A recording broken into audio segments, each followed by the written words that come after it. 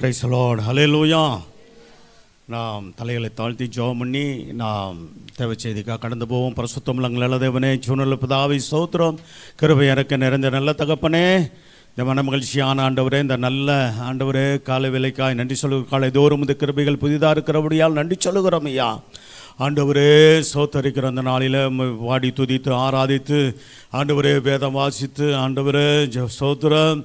ஆண்டவரே அப்பா, ஜபிக்க முடியாய் கர்த்தர் நீர் கிருபை செய்ததுக்காய் ஸ்தோத்திரம். ஆண்டவரே நமக்கு நன்றி சொல்லுகிறோம்.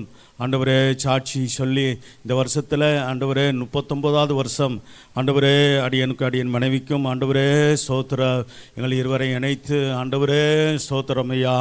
ஆண்டவரே உம்முடைய பிள்ளைகளாய் மாற்றி ஆண்டவரே ரட்சித்து உம்முடைய நாமம் தெரித்து ஆண்டவரே உம்முடைய கனமான ஊழியத்துக்கு அழைத்து ஆண்டவரே சோத்திரம் இந்த 25 வருடமாய் நடத்தி கொண்டு வருகிற முடிய மகா பிரதான கிருபைகளுக்காக நன்றி சொல்லுகிறோம். தொடர்ந்து எங்களை நீர் நடத்த வல்லவராய் இருக்கிறீர்.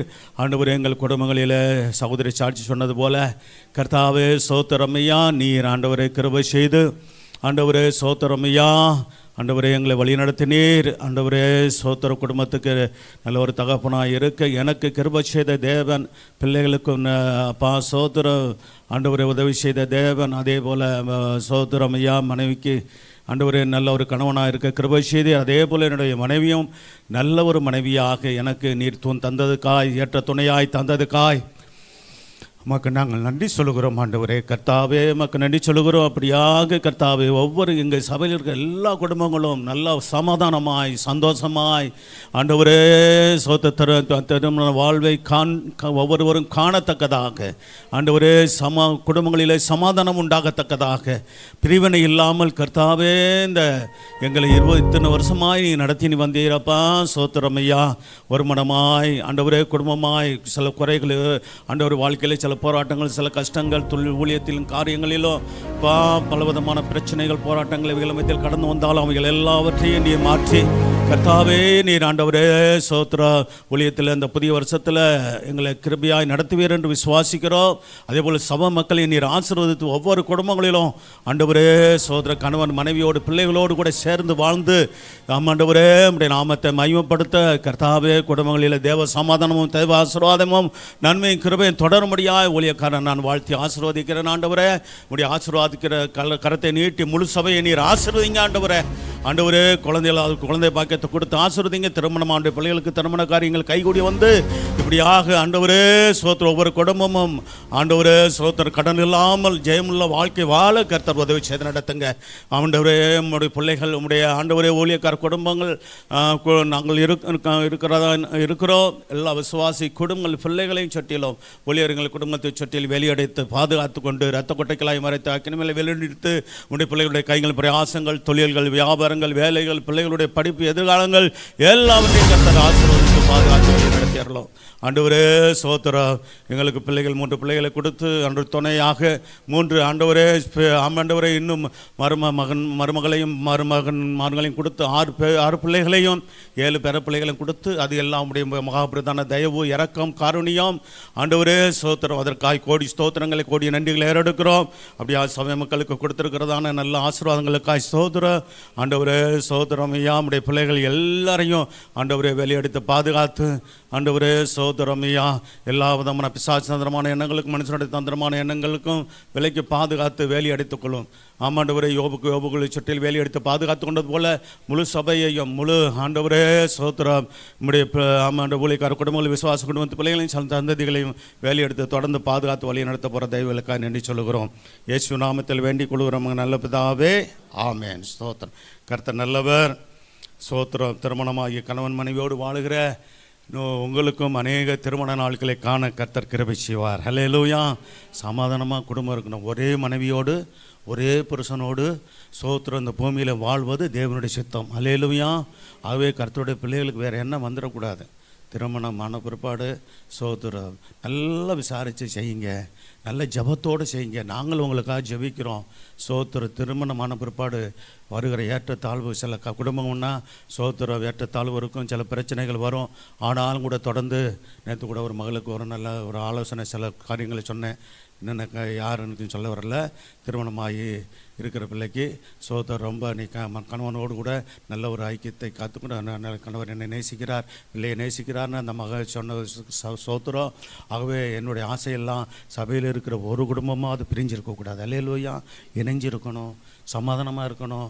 நல்ல சோத்திரம். ஏன்னா உலகப்பிரகாரமாக சொல்லலாம் சோத்திரம் வெளிநாடுகளில் சோத்திரம் மற்ற எனக்கு தெரிஞ்ச உறவினர்கள் அல்லது சோத்திர உலகத்தாருடைய குடும்பங்களில் டைவர்ஸ் இதெல்லாம் போகிறாங்க, வேறு கல்யாணம் பண்ணிக்கிறாங்க. அதெல்லாம் வேதத்தின்படி சோத்திரம் சரியல்ல. அல்லேலூயா.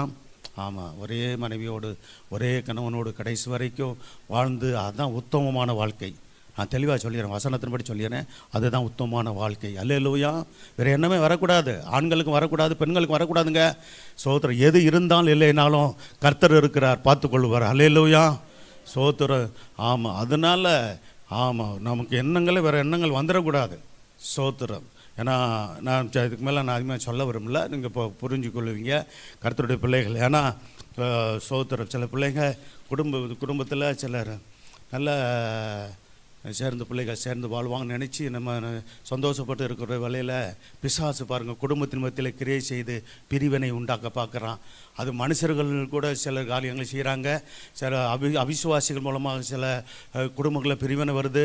சில பெற்றோர்களே, சில மாமியார்களே இப்படி சில காரியங்கள் சோத்திர பிரிவினைக்கு காரணமாக இருக்கிறாங்க. இப்படிலாம் நம்ம பல காரியங்களை கேள்விப்படுகிறோம். சோத்திரம். ஆனால் நம்முடைய சபையில் குடும்பங்களில் சோத்திரம் சில பிணக்குகள் வந்தாலும் அதெல்லாம் ஜபத்தினாலே சரியாக்கப்பட்டு நல்ல வருமான ஆவினாலே நிரப்பி குடும்பங்களை கர்த்தர் கட்டி எழுப்புவாராக. அல்லேலூயா. சரி, இந்த உணர்வோடு எப்போதும் இருங்க. அதுதான் உங்களுக்கு வேதத்திலேருந்து பல வசனங்களை கொண்டு உங்களுக்கு சாட்சியாக சொல்ல முடியும். கர்த்தர் சோத்திரம் உண்டாகட்டும். ஆகவே சில பேர் ஊழியக்காரங்க கூட சோத்திரம் இப்படி பிரிஞ்சு இருக்கிறாங்களே அப்படி இப்படி இல்லைன்னா அதெல்லாம் பார்க்காதீங்க. அதெல்லாம் வெளிநாட்டு ஸ்டைலு. அதெல்லாம் நமக்கு முக்கியம் வேதம் தான். அல்லேலூயா. விபச்சார பாவத்தின் நிமித்தமே அன்றி வேறு எந்த வாரத்திலும் மனைவி கணவனையோ கணவன் மனைவியோ தள்ளிவிடக்கூடாதுன்னு இருக்குது. எனது ஒரே ஒரு இது தான். அதுவும் ஆண்டவர் சொன்ன ஒரே ஒரு சோத்திர அதை என்ன சொல்கிறது, ஆமாம் சோத்திரம், அது மட்டும்தான். மற்றபடி நீங்கள் கூடி வாழுங்க, சில குறைகள் இருந்தாலும் அனுசரித்து கூடி வாழுங்க என்று சொல்லியிருக்கிறார். ஆகவே எங்களுடைய திருமண நாளில் இந்த வார்த்தையை சொல்ல கர்த்தர் கிருபை செய்கிறார். அல்லேலூயா. ஆமாம் சோத்திரம். அதை சகோதரி சொன்னது அவங்க 100க்கு 100 உண்மையான காரியங்கள். குடும்பங்களில் ஒரு குடும்பம்னா வீட்டு வாசல் பண்ணுமா ஒரு சில காரியங்கள் இருக்கும். ஆனால் அவைகளுக்கு மேலானவர் கர்த்தர். அல்லேலூயா. அவர் நமக்கு துணை செய்து சமாதானத்தை உண்டு பண்ணுகிறார், நம்ம வாழ்க்கையில் ஒரு சந்தோஷத்தை உண்டு பண்ணுகிறார். ஆகவே குறிப்பாக சோத்திர நாம் எல்லா விதத்திலும் தேவனுக்கு உண்மையாய் இருக்கிறோமா என்று நாம் பார்த்து தேவனுக்கு பிரியமாய் வாழ்வதற்கு நாம் கவனமாக இருப்போமானால் நிச்சயமாகவே ஆண்டவர் நமக்கு துணை செய்வார். அல்லேலூயா. சரி, இந்த நாளிலே தேவ ஜனங்களுக்கு தேவையான ஆலோசனைகள் என்ற தலைப்பில் ஒரு 10 பாயிண்ட் நாம் ரொம்ப அவசியமான ஆலோசனைகள். எவ்வளவோ சத்தியங்களை தியானிச்சிருக்கிறோம். சோத்திரம். இந்த நாளில் ஒரு 10 காரியங்களை ஆண்டவர் ஞாபகப்படுத்தி சோத்திரம் இந்த வார செய்தியாக கொடுத்துருக்கிறார். உங்களுடைய ரட்சிப்பு நிறைவேற, ஊழியக்காரன் நாங்களாக இருக்கட்டும் நீங்களாக இருக்கட்டும், நம்முடைய ரட்சிப்பு நிறைவேற நாம் அனுதினமும் பிரயாசப்படணுமா. அல்லேலூயா. வேதம் அப்படி தான் சொல்லுது. ரட்சிப்பை ஒரு நாள் பெற்றோம், ஞானஸ்தானம் எடுத்தோம், தேவனுடைய பிள்ளை ஆயினோம், சபையில் ஐக்கியமானோம். ஞானஸ்தானம் எடுத்தாலே ஆண்டவருடைய பிள்ளைகள் தான். சொல்லப்படுறீங்களா? ஆண்டவருடைய இரத்தத்தினாலே கழுவப்பட்டு பரிசுத்தமாக்கப்பட்டு அவருடைய பிள்ளையான பிற்பாடு கர்த்தர் சோத்திரம் ரட்சிப்பை பெற்றனா ஒரு நாளில் ரட்சிப்பை பெற்றோம், முடிஞ்சு போச்சு, இனிமேல் எப்படியோ வாழலாம் அப்படி என்பதில்லை.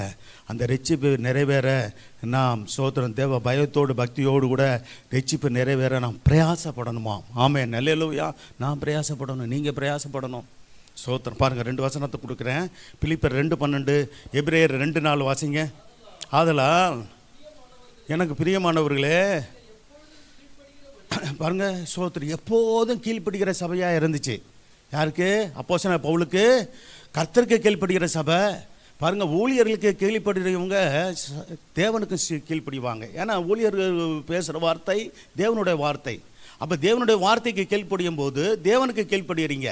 அதோடு கூட ஊழியர்களுக்கு கீழ்ப்படியும் போது சோத்திரம் அதுவும் தேவனுடைய சித்தம்தான். ஆகவே வாசிக்கலாம். அதில் எனக்கு பிரியமானவர்களே, நீங்கள் எப்பொழுதும் கீழ்ப்படுகிறபடியே. பார்த்தீங்களா எப்படி அருமையான சபை பார்த்தீங்களா? எப்பொழுதும் சோதர தேவனுடைய வார்த்தைகளுக்கு வசனங்களுக்கு கீழ்ப்படுகிறாங்களாம் அந்த சபையார். நான் உங்களுக்கு சமயமாக இருக்கும்போது மாத்திரமில்ல, ஏன்னா ஊழியத்தின் நிமித்தம் அவர் சமயமாகவே எப்போதும் இருக்க முடியாது, தூரமாகவே இருக்கிறார். அதனால சொல்லப்படுற தூரமாக இருக்கிற இப்பொழுதும் என்ன செய்யுங்க, இந்த நிருபத்தை எழுதும்போது அவர் வேறு இடத்துல ஊழியம் செஞ்சுக்கிட்டு இருக்கிறார். அதாவது சபையை ஸ்தாபிக்க முடியாத காரியங்கள் அவருக்கு கொடுக்கப்பட்டது. தூரமாக இருக்கிற இப்பொழுதும் அதிக பயத்தோடு என்ன செய்யுங்க, நடுக்கத்தோடும் உங்கள் ரட்சிப்பு நிறைவேற என்ன செய்யுங்க. ஆமென். உங்கள் ரட்சிப்பு எப்படியா அதை அந்த ரட்சிப்பை நிறைவேற பிரயாசப்படணுமா? அதிக பயத்தோடும் நடுக்கத்தோடும் நம்முடைய ரட்சிப்பு நிறைவேற பிரயாசப்படணுமா? ஆமென். அல்லேலூயா. அவள் பாருங்க எவ்வளோ அந்த ரட்சிப்பு எவ்வளோ முக்கியமானது தெரியுமா? இன்னும் இதை விட அருமையாக இன்னொரு வார்த்தை இருக்குது பாருங்க. எபிரேயர் புத்தகத்தில் எபிரேய அந்த நிருபத்தை ஆக்கியோன்னு சொல்கிறாரு பாருங்க. எபிரேயர் 2:4 வாசிங்க. அடையாளங்களை நான் எப்படிப்பட்ட ரட்சிப்பான் தெரியுங்களா? நம்ம ரட்சிக்கப்பட்ட சாதாரண காரியமாக உலகத்தில் இருந்தோம். சோத்திரம்.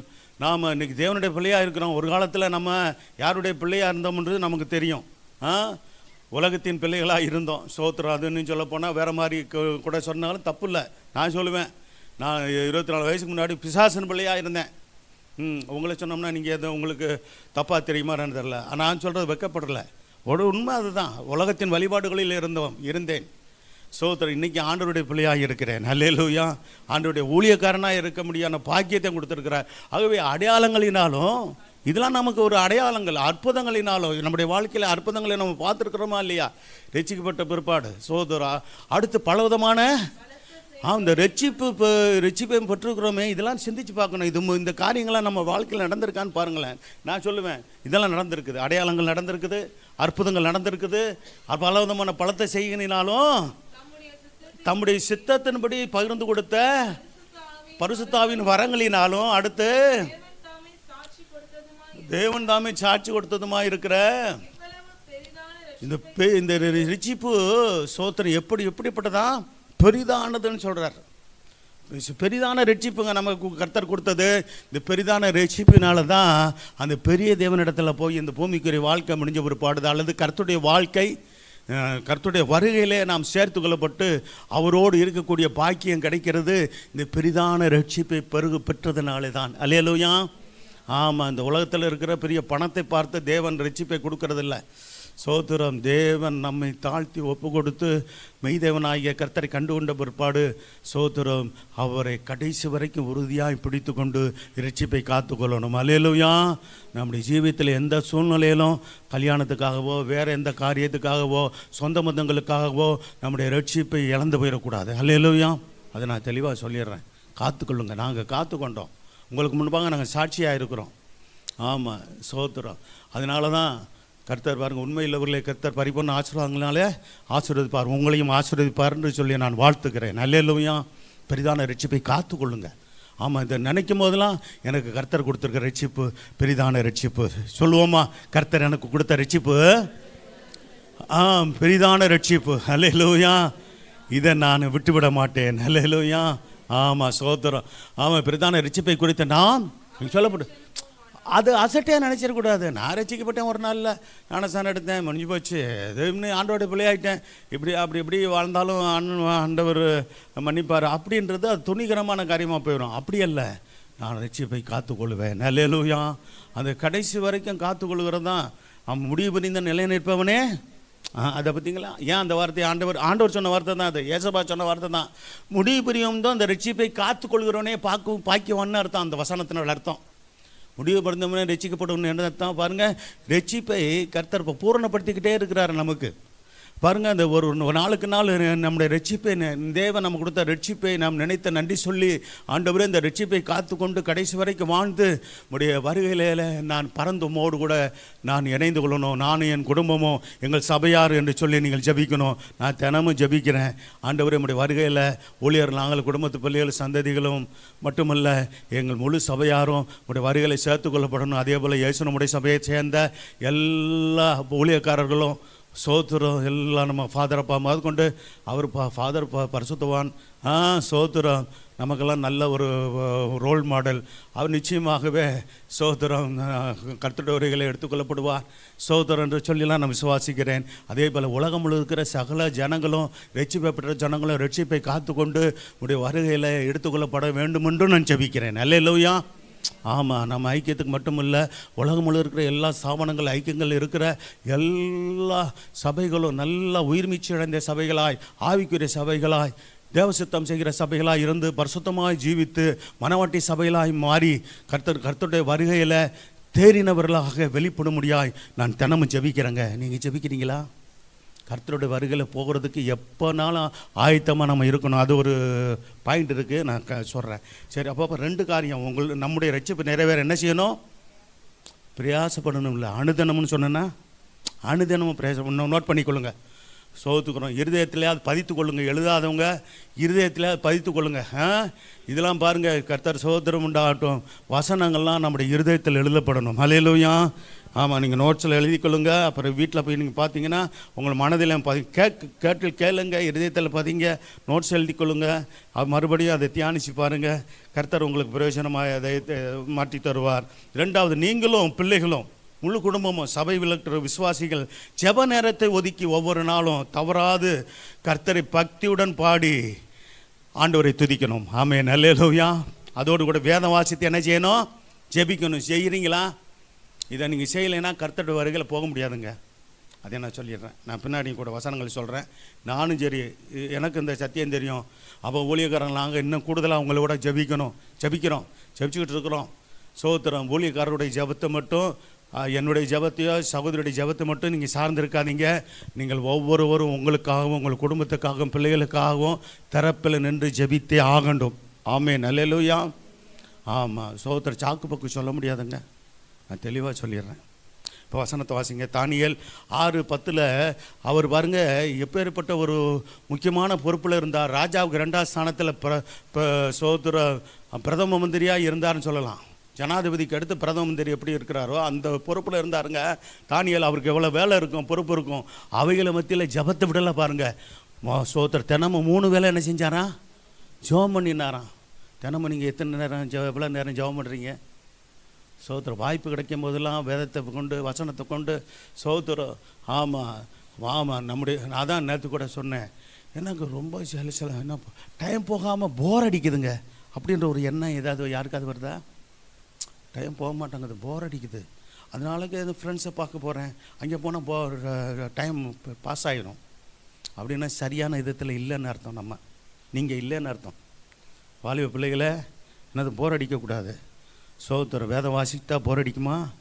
ஜெபித்தா போர் அடிக்குமா? எப்படி போர் வரும்? அது சில சோத்திரம். அது இந்த வார்த்தை எங்கிட்ட கண்டுபிடிச்சாங்கன்னு தெரில. போர் அடிக்குது. சோத்திரம். போருகிறலாம் அடிக்கக்கூடாது. அல்லேலூயா. ஆமாம், சோத்திரம். கர்த்தர் நல்லவர். இங்கிலீஷில் என்ன வார்த்தைன்னு தெரில, அதுவும் போர் தானா? சரி, கர்த்தர் சோத்திரம். தானியேல் 6:10 வாசிக்கலாம்.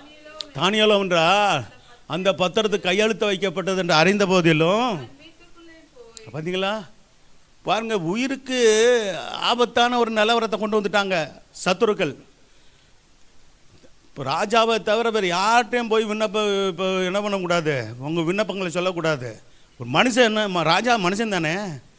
இங்கே சோத்திரம். இவர் ராஜாதி ராஜாவாகிய கர்த்தரிடத்தில் மட்டும்தான் என்ன பண்ணுறாரு? 3 வேளை ஒவ்வொரு நாளும். அதாவது யூதருடைய பழக்கம் ஒரு நாள் 3 வேளை என்ன செய்கிறது? ஜெபிக்கிற ஒரு பழக்கம் யூதருடைய பழக்கங்க. சோத்திரம். அந்தி சந்தி மத்தியான வேலையில் நான் உண்மை துதிப்பேன் அப்படின்னு இருக்கா பைபிளில். சரி. அப்போ தானியேல் ஒன்று அந்த பத்திரத்துக்கு கையெழுத்து வைக்கப்பட்டது என்று அறிந்த போதிலும் தன் வீட்டுக்குள்ளே போய் என்ன செஞ்சார்? தன் மேலறையில் எருசலேமுக்கு நேராக. பாருங்கள், இவங்களுடைய பழக்கம் அப்படி ஒரு பழக்கம். எருசலேம் எந்த திசையில் இருக்குதோ அந்த திசை நோக்கி ஜெபம் பண்ணுவாங்க. பலகனியை திறந்து என்ன செஞ்சாரா? பலகனின்னு என்னது? ஜன்னல். சோத்திரம். ஜன்னலை திறந்து அங்கே தான் முன் செய்து வந்தபடியே தினமும் 3 வேளையும் தான் தேவனுக்கு முன்பாக எப்படி ஜெபம் பண்ணாராம்? முழங்கால் படியிட்டு ஜெபம் பண்ணி சோத்திரமும் செலுத்தினான். நான் ஆச்சரியப்படுவேன். சோத்திரம். அந்த வயதில் அவருக்கு இந்த ஜெபிக்க இந்த சமயத்தெல்லாம் குறைஞ்சபட்சம் ஒரு 60-70 வயசாவது இருக்கும்னு நினைக்கிறேன். சோத்திரம். அப்படி அந்த நேரத்தில் முழங்கால் படிக்கிட்டு ஜெபம் பண்ணுறாரு பாருங்கள், 3 வேளையும். சோத்திரம் ஜெபம் பண்ணி சோத்திரம் செலுத்தினார் அப்படின்ட்டு இருக்குது. அப்போ ஜெப நேரத்தை ஒதுக்கி தயவுசெய்து ஜெபம் பண்ணுங்க. அடுத்து சங்கீதம் 119 43 வசனம் 53 வசனத்தை வாசிங்க. சங்கீதம் 119. பாருங்கள், வசனத்தை கொண்டு ஜெபிக்கணும். இன்னொன்று என்னென்னா, வேத வசனம் உங்களுக்கு இருதயத்தில், என் இருதயத்தில் இருக்கணும். வாசிக்கலாம். நீங்கள் விட சத்திய வசனம் முற்றிலும் என் வாயினின்று உடைய வார்த்தை, உடைய வசனம் என் வாயிலிருந்து நீங்கள் விடாதையும் ஆண்டவரே. அடுத்து என்ன சொல்கிறார்? உங்களுடைய நியாய தீர்ப்புகளுக்கு காத்திருக்கிறேன். பார்த்தீங்களா, என்ன எப்படிப்பட்ட நியாய தீர்ப்பை கொடுப்பார்? தேவனுக்கு பயந்து உண்மையாக வாழ்கிறவர்களுக்கு நல்ல நீதியான நியாய தீர்ப்பை கொடுத்து அவரோடு கூட ஆண்டவர் வைத்துக் கொள்வார். ஹல்லேலூயா. ஆமாம், நல்ல நியாய தீர்ப்பு தான் கிடைக்கும். சோத்திரம், ஆக்கினை தீர்ப்பு அல்ல. சோத்திரம். அடுத்து 53 வசனம். உண்மை வேதத்தை விட்டு விலகுற நிமித்தம் என்ன செய்தான்? நான் வேதத்தை விட்டு விலகக்கூடாதுங்க. வேதத்தை விட்டு விலகிட்டோம்னா வேதம் சொல்லுகிற துன்மார்க்கர்னு சொல்லப்பட்டிருக்கிறது. வேதத்தை இன்னைக்கு சோத்திரம் பாருங்கள், நம்மளே கவனித்து பார்க்கணும். வேதத்தை வாசிக்க பிரியமே இருக்கலைன்னா நீங்கள் தேவனோடு கூட நெருங்கி இல்லைன்னு அர்த்தம். வேதத்தை தினமும் வாசிக்கிறதுக்கு விருப்பம் வருதா? வேதத்தை வாசிக்கிறதுக்கு உங்களுக்கு விருப்பம் வரலைன்னா, அதாவது வாசிக்கக்கூடியவர்களை சொல்கிறேன், வயசானவங்க, அதாவது வாசிக்க தெரியாமல் இருந்திருப்பாங்க, படிக்காமல் இருந்திருப்பாங்க, அவங்களுக்கு கூட வேத வசனத்தை என்ன செய்யலாம்? பிள்ளைகளோ பேர பிள்ளைகளோ வாசிக்க சொல்லி நீங்கள் கேட்கணும். உங்களுக்கு வேதம் வாசிக்க அல்லது கேட்கறதுக்கு விருப்பம் இல்லாமல் இருக்கிறீங்கனாலே நல்லா கவனிங்க. அப்படி இல்லைனாலே நீங்கள் உங்களே ஆராய்ச்சி பார்க்கணும். அப்போ தேவனோடு கூட நீங்கள் நெருக்கமாக இல்லைன்னு அர்த்தம். தேவனோடு கூட தேவனை நீங்கள் நெருங்கி நீங்கள் நல்ல அதிகமாக நேசிக்கவில்லைன்னு அர்த்தம். நேசித்தா வேதத்தை என்ன பண்ணுவீங்க? வாசிப்பீங்க, தியானிப்பீங்க, தினமும் ஜெபிப்பீங்க. தேவனை நேசிக்கிறவங்களுக்கு தாங்க இதெல்லாம் முடியும். வேதம் வாசிக்க, பாடி துதிக்க முடியும். சோத்திரம். வேதம் நல்லா சொல்கிறேன், நம்ம சோத்திரம், நாம் இந்த உலகத்தில் நம்முடைய உறவுகளை அதிகமாக நேசிக்கிறது காட்டிலும் சோத்திரம் நம்ம மெய்தேவனாகிய கர்த்தரை நாம் நேசிக்கக்கூடியவர்களாக இருக்கணும். அல்லேலூயா. முதலிடம் அவருக்கு கொடுக்கணும். அது ஒரு பாயிண்ட் இருக்குது. நான் அடுத்து சொல்கிறேன் பாருங்கள். சோத்திரம். சரி, உபாகமம் 6:7 வாசிங்க. நீதிமொழிகள் 22:6 வாசிங்க. உபாகமம் 6ஆம் அதிகாரம் 7ஆம் வசனம். பார்த்தீங்களா, பெற்றோர்கள் செய்யணுங்க. குறிப்பாக தகப்பன்மாருக்கு அந்த பொறுப்பு உண்டு. நல்லா கவனிங்க. ஒரு குடும்பத்தினுடைய தலைவர் அது யாருன்னு கேட்டால் சோத்திரம் தகப்பனார் தான். சோதரர் குடும்பத்துடைய கணவன் தாங்க தலை. நல்லா கவனிங்க. சோதரர் ஒரு சிலர் என்ன பண்ணுறாங்க நினைக்க, ஒரு சில இடங்களெல்லாம் சோதரம் ஆமாம் மனைவிமார்கள் தலையை போல் காணப்படுவாங்க. சோதரம் அப்படி இல்லைங்க. வேத வசனத்தின் ஒழுங்க சொன்னோன்னா அந்த குடும்பத்தின் காரியங்களை நம்ம தனித்தனியாக தியானித்தோம்னா ரொம்ப காரியங்களை நம்ம சொல்லலாம். சோதரம். ஆகவே கணவர் தான் உங்களுக்கு தலையாய் வச்சிருக்கிறார் கர்த்தர். சோதரம் உண்டாகட்டும். கணவர்களுக்கு யார் தலையாக இருக்கிறாரு? வேதம் சொல்லுகிறது. ஸோ புருஷனுக்கு கிறிஸ்து தலையாக இருக்கிறார், மனைவிக்கு கணவன் தலையாக இருக்கிறான். குடும்பத்துடைய தலைவர்னு சொன்னால் யாரை தான்? சோத்திரம். சரி, அதே வார்த்தையை நம்ம பயன்படுத்தி குடும்ப தலைவின்னு சொல்லி குடும்பத்தினுடைய அந்த மனைவிமார்களுக்கு சோத்திர அரசாங்கம் அந்த ஒரு வார்த்தையை சொல்லப்பட்டிருக்கிறது. அது சோத்திரம். 2 பேரும் சமமானவர்கள் தான், அதில் மாற்றம் இல்லை. ஆனாலும் கூட அந்த மனைவிக்கு மேலே ஒரு பொறுப்பையும் சோத்திரம் அதிகமாக பிள்ளைகளை குறித்தும் குடும்பத்தை குறித்தும் அக்கறையும் பொறுப்பும் அதிகமாக கணவனுக்கு இருக்கிறபடியால் இருக்கிறது. அதை கணவன்மார்கள் செய்யணும். அல்லேலூயா. மனைவியோட அதிகமான பொறுப்பு கடமை ஒவ்வொரு குடும்பத்தில் இருக்குது. இப்போ நான் ஊழியக்காரனாக இருந்தாலும் எனக்குன்னு இருக்கிற பொறுப்பை நான் என்ன பண்ணணும்? சோத்திரம் நான் செய்யணும். சோத்திரம். குடும்பத்தில் பெண்களுக்கு எவ்வளவோ வேலைகள் இருக்குது, பொறுப்பு இருக்குது, அதையும் செய்கிறாங்க. சிலர் அது இதுலேயும் சோத்திரம். சிலருக்கு வேலைக்கு போகிறவர்களாக இருந்தால் குடும்ப பொறுப்பையும் பார்த்துக்கிட்டு அதையும் பார்த்துக்கிட்டு எவ்வளோ தியாகமாக அவங்க குடும்பத்துக்கு ஆதரவாக இருக்கிறாங்க என்பதை நம்ம மறுக்க முடியாது. ஆகவே நீங்கள் வேதத்தை வாசித்து பாருங்கள். சோத்திரம். அப்போ முக்கியமான பொறுப்புகளில் முதல் பொறுப்பு யாருக்குன்னா குடும்ப தலைவருக்கு உண்டு என்று வேதம் சொல்லுகிறது. அதனால் அங்கே சொல்லும்போது தான் என்ன சொல்லப்பட்டிருக்கிறது? ஸோ உபாகமம் 6:7 யாரை சொல்கிறாரு? 6ஆம் அதிகாரம் 7ஆம் வசனத்தில் மறுபடியும் வாசிக்கலாம். போதித்து இது இப்போ குறிப்பாக இப்போ தகப்பன்மாருக்கு சொல்லப்பட்டாலும் தாய்க்கும் பொறுப்பு உண்டு. இது பிள்ளைகளை கர்த்தருக்குள் வளர்க்க வேண்டிய ஒரு பொறுப்பு தகப்பனுக்கு ஃபஸ்ட்டு, அடுத்த தாய்க்கு அடுத்து இருக்கிறது என்று வேதம் சொல்லுகிறது. வாசிக்கலாம். உட்கார்ந்து இருக்கிற போதும், வழியில் நடக்கிற போதும், படுத்துக்கொள்கிற போதும், பாருங்க, அன்னைக்கு அப்படிப்பட்ட சூழ்நிலை இருந்துச்சு. சோத்திரம். அப்படி ஒரு பொறுப்பாக பிள்ளைகளை வளர்க்க வேண்டியது, கர்த்தருக்குள்ளாக வளர்க்க வேண்டியது அவசியம் என்பதை தேவன் வெளிப்படுத்தி இருந்தார். அதை இஸ்ரவேலர்கள், இந்த யூதர்கள் கைக்கொள்ளும்படியாக அவர்களுக்கு அந்த பிரமாணம் கொடுக்கப்பட்டது என்று பார்க்கிறோம். சோத்திரம். அடுத்ததாக பார்த்தீங்களா, நீதிமொழிகள் 22ஆம் அதிகாரம் 6ஆம் வசனம் வாசிக்கலாம். இது பாருங்க, இது பெற்றோர்கள்னு சொல்லும் போதே 2 பேரும் வந்துடுறாங்க இல்லையா? தகப்பனும் தாயும் வந்துடுறாங்க. பிள்ளையானை நடத்த வேண்டிய வழியில் என்ன செய்யணுமா? நடத்து. அப்போ சோத்திரம். அப்போ சபையின் மூலமாக பல காரியங்களை கற்றுக்கொள்கிறீங்க. குழந்தைகளுக்கு தெரியாமல் இருக்கலாம், சிறு பிள்ளைகளுக்கு கூட அவ்வளவு அறியாமல் இருக்கலாம். ஆனால் நீங்கள் என்ன செய்யணும்? சோத்திரம் வளர வளர, குறிப்பாக அந்த வாலிப பிள்ளைகள் சிஸ்டர் சொன்னாங்க, இந்த சண்டே கிளாஸ் ஊழியத்தமெல்லாம் ரொம்ப நம்ம கரிசனையாக இருக்கிறோம். அப்படி இணைந்து செயல்பட கரிசனையோடு ஊழியம் செய்கிற கர்த்தருடைய பிள்ளைகள் இருக்கிறீங்க சபையில். அதற்காக கர்த்தரை ஸ்தோத்தரிக்கிறேன். ஹல்லேலூயா. சண்டே கிளாஸ் டீச்சர்களை கொடுத்து சண்டே கிளாஸை நடத்துவதற்கு சோத்திரம். அடுத்த விபிஎஸ்லாம் நம்ம நடத்துவதற்கு நம்ம அந்த ஆட்டுக்குட்டிகளை மேய்க்கிற ஊழியத்தையும் ஆடுகளை மேய்க்கிற ஊழியத்தையும் கர்த்தர் சோத்திரம் கொண்ட ஆட்டோ நமக்கு கொடுத்துருக்கிறார். அதுதான் முழு சபை. ஹல்லேலூயா. ஆமாம், சோத்திரம். அதை நம்ம செய்கிறோம். கர்த்தருடைய பிள்ளைகள் வரக்கூடிய நாட்களில் சோத்திரம் நீங்கள் அப்படியே பின்தொடர் ஊழியத்தை செய்ய சொல்லி, ஆமாம், நம்ம தலைமை போதகர் எங்களுக்கு ஆலோசனை சொன்னாங்க. கர்த்தர் சோத்திரம் உண்டாக. சென்னை கிளாஸ் டீச்சர் யார் யார்? சரி, பிபிஎஸ்சியில் டீச்சராக இருந்து கொஞ்சம் கை உயர்த்துங்க. நல்ல கை உயர்த்துங்க. எத்தனை பேர் இருக்கிறீங்க? பின்னாடி உட்காந்துருக்கீங்க. 1 சோத்திரம் 2 3 4 வாலண்டியர்ஸாக இருந்து உதவி செஞ்சவங்களாம் இருக்கிறீங்க, எனக்கு தெரியும். கர்த்தர் சோத்திரம் உண்டாட்டம். நீங்களும் அந்த ஊழியத்தில் உங்களுக்கு அக்கறை இருக்கிற என்பதில் சந்தேகம் இல்லை. பாருங்க, என்ன சொன்னாங்கன்னா, கர்த்தர் சோத்திரம் பாஸ்டர் சொன்னாங்க, எங்கள் சபையில் பிபிஎஸ்சி நடந்தபோது அந்த முடிகிற சமயத்துக்கு முன்னாடி நான் சொன்னேன், யாரெல்லாம் டீச்சராக இருக்கிறீங்களா பின்தொடர் ஊழியம் செய்யுங்க. நீங்கள் அப்படிப்பட்ட, உங்களுக்கு தெரியுமில்ல, அவங்க எந்த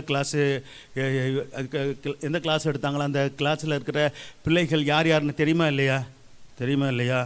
அவங்க வீட்டுக்கு போகணுமா? என்னது, மாதத்துக்கு ஒரு தடையாவது போங்க. அப்புறம் உங்களுக்கு ஆர்வம் வரும். மாதத்துக்கு 2 தடவை போவீங்க. போய் அவங்களோட அன்பாக பேசி, உங்கள் சோத்திரம் உங்கள் பிள்ளைக்காக நாங்கள் ஜெபம் பண்ணுறோம். நீங்கள் இப்போ நம்ம இதுக்கும் கூப்பிட்டுருப்போம்ல, ப்ரோக்ராம் கூப்பிட்டீங்களா இல்லையா? கூப்பிட்டு வந்தாங்களா? ப்ரோக்ராமுக்கு வந்தாங்களா இல்லையா? பிள்ளைகளுடைய பெற்றோர்கள் வந்தாங்களா இல்லையா? ஆமாம். அப்போ போகும்போது உங்களுக்கு தொடர்பு கிடைக்கும். அந்த பிள்ளைங்க அவங்க தாய்கிட்ட என்ன பண்ண நீங்கள் பேசி என்ன செய்யணும், நீங்கள் என்னை தொடர்ந்து பிள்ளைகளை சண்டே கிளாஸுக்கு அனுப்புங்க. நீங்களும் கூட கொஞ்சம் என்ன பண்ணுங்கள், ப்ரேயருக்கு வாங்க. ஆமாம், நீங்களும் ஆசீர்வதிக்கப்படுவீங்க. உங்கள் பிள்ளைகள் மட்டும் இல்லை, நீங்களும் ஆசீர்வதிக்கப்படுவீங்க.